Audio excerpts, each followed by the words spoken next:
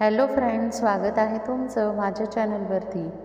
Friends, तुम्हाला जर video आवडला तर व्हिडिओला लाईक करा, चॅनलला सबस्क्राईब करा आणि बेल आयकॉन दाबायला विसरू नका। पुनर्विवाह। प्रेम पहिल्यांदाच होतं असं नाही। काही प्रेमांना दुसरी संधी द्यावी लागते। कधी कधी ती दुसरी संधी आयुष्यभराची साथ ठरते। सुनीता शिंदे, वय 36, एकदा प्रेमात पडली होती। लग्न झालं, मुलगा झाला, पण नवरा नाहीसा झाला एका अपघातात। तिचं आणि दीपकचं लग्न प्रेमविवाह होतं। दोघंही शिक्षक होते एका शाळेत। लग्नानंतर आयुष्य फार काही मोठं नव्हतं, पण समाधानकारक होतं। एकमेकांची साथ, एक छोटा संसार आणि लहानका आरव। परंतु एका सकाळी जेव्हा दीपक शाळेत जाताना बाईकवर निघाला, तेव्हा सुनीताच्या आयुष्यातला तो शेवटचा दिवस ठरला। ट्रक आणि बाईकच्या अपघातात दीपक जागीच ठार झाला। त्या दिवसानंतर सुनीता एकटी पडली। समाजानं विधवा ही शिक्केमोर्तब केलेली ओळख दिली। मुलगा आरवसाठी तिनं स्वतःला सावरलं, शिकवणी घेणं सुरू केलं। घर चालवणं, आईवडिलांच्या मदतीने आरवचं संगोपन हेच तिचं आयुष्य झालं। आदित्य मोहिते, 40, त्याचंही लग्न झालं होतं।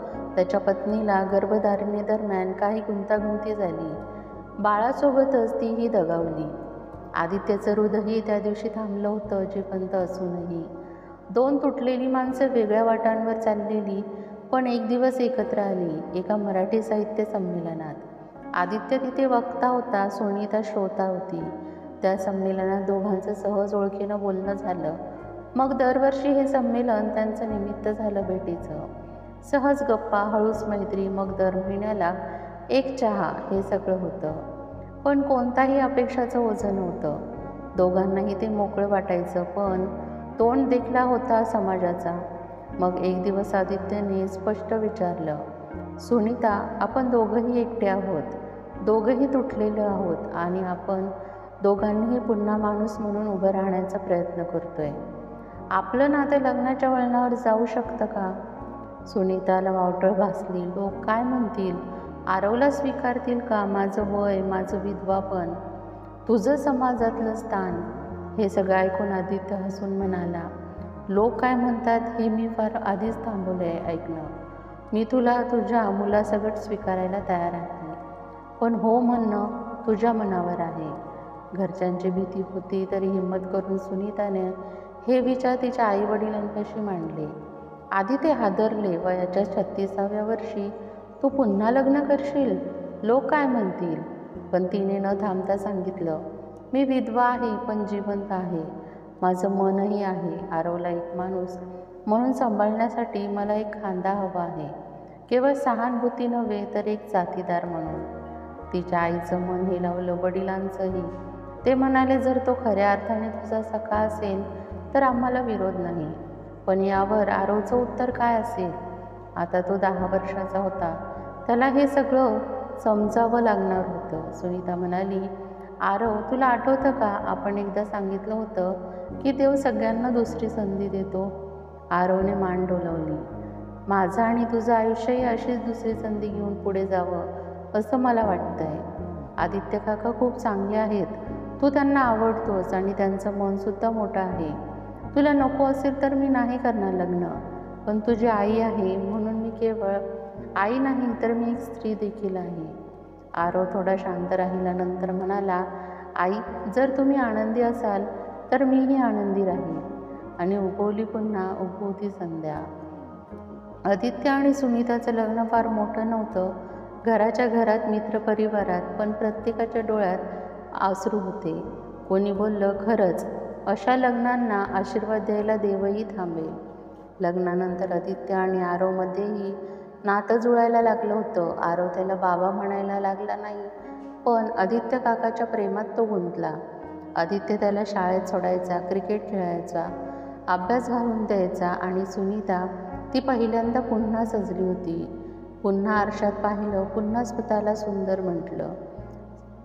समाजाचं उत्तर काय असेल हा प्रश्न सारखा मनात असायचा। मात्र समाज शांत बसला नाही। शेजारण्यांची कुजबूज, लग्न करूनही विधवाच वाटते, काही म्हणायचे। मुलांचं आयुष्य बिघडवतीये। सुनीतानं सुरुवातीला खूप मनावर घेतलं, पण एकदा आदित्यने तिला सांगितलं, आपण लोकांसाठी जगतोय की स्वतःसाठी. त्या दिवशीपासून तिनं कान बंद केले. आरवला आणि आदित्यला केंद्रस्थानी ठेवून ती पुन्हा आयुष्य जगायला लागली. वर्षभरात सगळं सुरळीत झालं. आरवच्या शाळेतील प्रोग्रामला आदित्य त्यांच्या वडिलांसारखाच उपस्थित होता. सुनीताचा नवीन व्यवसाय सुरू झाला होता. एक शिक्षण संस्था तिने काढली होती. आदित्यचा पाठिंबा, सुनीताचं शिक्षण आणि आरवचं हसू यामुळे तिच्या आयुष्याला पुन्हा अर्थ मिळाला होता. दुसरी संधी म्हणजे अंतिम संधी नव्हे. पुनर्विवाह हे फक्त दोन लोकांचं एकत्र येणं नव्हे, ते दोन आयुष्यांना पुन्हा आकार देणं असतं. ते दोन हसणं शिकवणाऱ्या हृदयांना एकत्र उभं राहणं असतं आणि समाजाच्या झोल्यावर न जाता स्वतःच्या निर्णयावर उभं राहण्याची ताकद असते. सुनीता आणि आदित्य आजही चहा एकत्र घेतात. आरव आता कॉलेजला आहे, पण अजूनही म्हणतो, माझं आयुष्य खऱ्या अर्थाने सुरू झालं जेव्हा आईने तुम्हाला हो म्हटलं. नव्या घरात नवे आकाश. लग्नाला सुनीता आणि आदित्यच्या आयुष्यात सर्व काही आटोपशीर वाटत होतं. बाहेरून, पण नव्या घरात नव्या नात्यांमध्ये सामावणं इतकं सोपं नव्हतं. आदित्यचं मूळ घर म्हणजे साताऱ्यातील एक जुना वाडा. त्याचे आईवडील गोविंदराव आणि लता मोहिते फारसे आनंदी नव्हते. त्यांच्या मुलाच्या पुनर्विवाहाला, विशेषतः लता मोहिते म्हणजे आई म्हणायची, एक मुलगा असलेली विधवा आणि तिच्याशी लग्न करून तू काय मिळवलंस? समाजात काय तोंड दाखवायचं? आदित्य शांत होता, त्याने प्रतिकार केला नाही. पण एक दिवस त्याने आईला सांगितलं, आई, जर मी एखाद्या वाईट मार्गावर गेलो असतो तर तुला खरं दुःख झालं असतं, पण मी एक सुसंस्कृत प्रेमळ स्त्री निवडली आहे. आरव माझ्या स्वतःच्या पोरासारखाच आहे आणि जर तू त्याला नातवाचं प्रेम देऊ शकलीस तर या वयात तुला एक नवीन ऊर्जा मिळेल. लता शांत झाली. तिच्या डोळ्यातून अश्रू गळले. माझा नातू? सुनीता मात्र याच दरम्यान स्वतःच्या मनाशी लढत होती. आदित्यचे नातेवाईक, त्याच्या मोठ्या भावाची बायको, शेजारी, सगळ्यांकडून प्रश्न आणि संशय. तुमचं लग्न खरंच प्रेमाचं आहे की जबाबदारीचं? तुमचा मुलगा आदित्यला स्वीकारेल का? ही बाई आदित्यचं लक्ष हटवते. या सगळ्या गोष्टी तिला आतून पोखरत होत्या. एक रात्री तर ती आदित्यला म्हणाली, आपण चूक केली का? लोकांच्या टोमण्यांमुळे मी पुन्हा तुटायला लागली. आदित्यने तिचा हात धरला. सुनीता, जर आपली साथ खरी आहे तर लोकांपेक्षा आपलं नातं मोठं आहे. त्या रात्री दोघं एकत्र गच्चीत बसून चंद्र पाहत होते. आरव गाढ झोपलेला होता. दोघांनी काही न बोलता एकमेकांच्या डोळ्यात पाहिलं आणि शांततेत एकमेकांना आधार दिला. दुसऱ्या दिवशी एक छोटी गोष्ट घडली, पण ती मोठा फरक घडवून गेली. आरव शाळेतून परतला आणि म्हणाला, आदी काका, आज माझ्या शिक्षकांनी विचारलं की माझे बाबा कुठे आहेत. मी म्हटलं, ते माझे काका बाबा आहेत. आधी काका होते, आता बाबा आहेत. त्या एका वाक्यानं सुनीता, आदित्य आणि त्याच्या आईवडिलांच्या मनात काहीतरी हललं. लता मोहितेने पहिल्यांदाच आरवसाठी टोपी विणायला घेतली होती. सुनीतासाठी पुनर्विवाहाची खरी परीक्षाच होती. सुनीता आणि आदित्यला एक मोठ्या सामाजिक कार्यक्रमाला सामोरे जावे लागत होते, जिथे आदित्यच्या ऑफिसमधील वरिष्ठ, नातेवाईक आणि जुने मित्र येतात. तिथे सुनीता पहिल्यांदाच आदित्यच्या पत्नीच्या भूमिकेत जाहीरपणे सामोरी जाते. पण तिथेच आदित्यच्या एका जुन्या कॉलेजची फ्रेंड प्रवेश करते. ती म्हणजे स्नेहा. स्नेहा अजूनही आदित्यवर एकतर्फी प्रेम करत होती, पण नातं जे विश्वासावर उभं राहतं ते आदित्य. आदित्यच्या कॉलेजची फ्रेंड स्नेहा एकेकाळी त्याच्यावर प्रेम करणारी, पण त्या प्रेमाचा शेवट झाला नव्हता तिच्या मनात. आदित्यच्या पुन्हा लग्नाच्या बातमीने ती अस्वस्थ झाली, पण प्रत्यक्ष समारंभात तिला सुनीता दिसल्यावर तिच्या डोळ्यात अविश्वास आणि थोडा तुच्छभाव होता.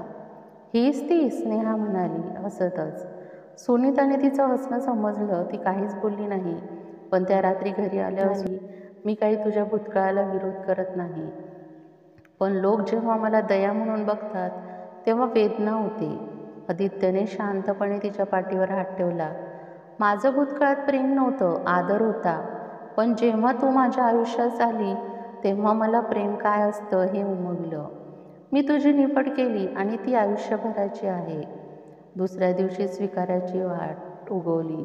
आरवला शाळेतील एका प्रोजेक्टसाठी माझ्या कुटुंबाबद्दल निबंध लिहायचा होता. त्याने लिहिले, माझं कुटुंब म्हणजे माझी आई जी खूप धैर्यवान आहे, माझे बाबा जो माझा मित्र आहे आणि माझं घर जिथे कोणत्याही प्रश्नाचं उत्तर प्रेमाने मिळतं. लोक म्हणतात पुनर्विवाह म्हणजे तडजोड, पण माझं घर सांगतं की तो नव्याने सुरू झालेला प्रेमाचा प्रवास असतो. शाळेत त्याला प्रथम क्रमांकाचे बक्षीस मिळते. त्याच्या आईवडिलांना बोलवण्यात येतं. लता मोहिते जी आधी बाहेर कुठे गेली नव्हती ती सुद्धा आली होती. शाळेच्या मुख्याध्यापकांनी तिचं अभिनंदन केलं.